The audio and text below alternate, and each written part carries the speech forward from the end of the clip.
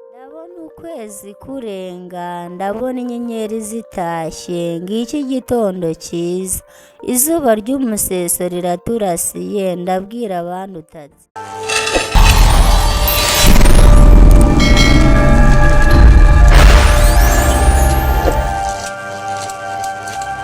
nimumpe umwanya nkore mu inganzo nahawe na Nyagasani Imana. Nyagasani wampanze ngashaka kuba umuhanzi, ndata umubyeyi nkunda, ni umubyeyi watubyaye, ni umubyeyi wacu.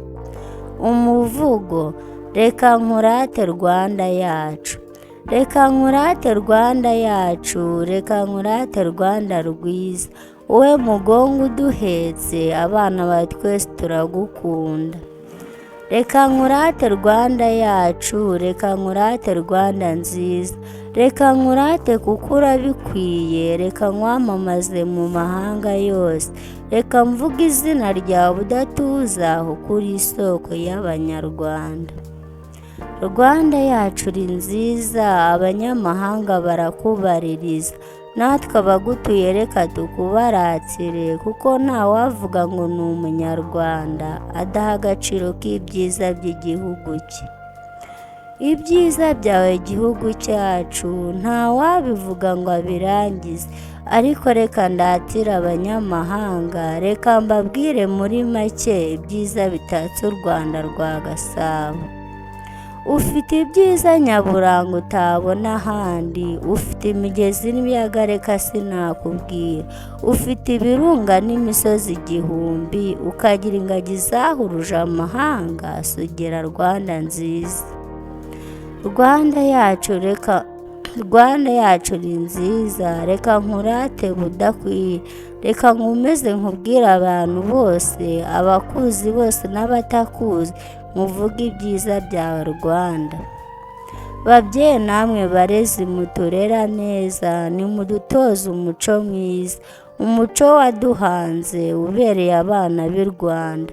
Iwacu hataha izuba ry'umuseso, uwanga umuco wamubyaye wameze nk'ishami ryihakana aho ryatoshye.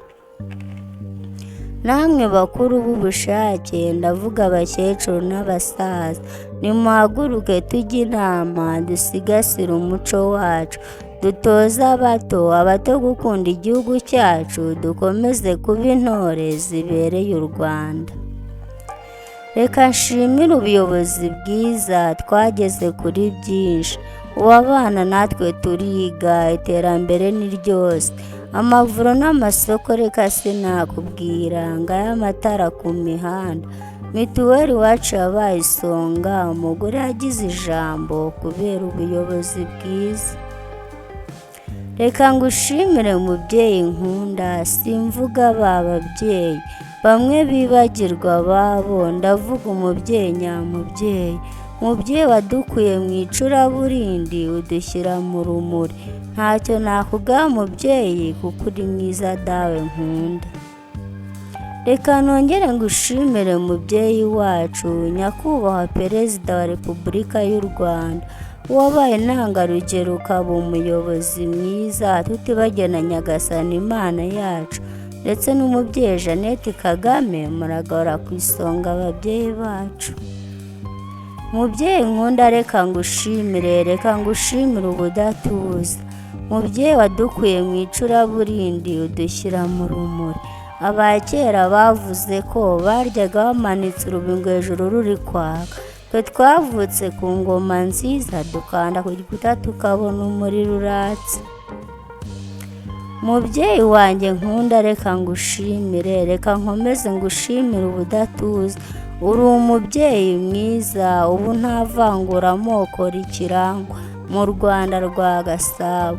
Abanyarwanda twunze ubumwe, Abanyarwanda turi umwe, reka ngushimire kuko uri umubyeyi tukaba abana bawe.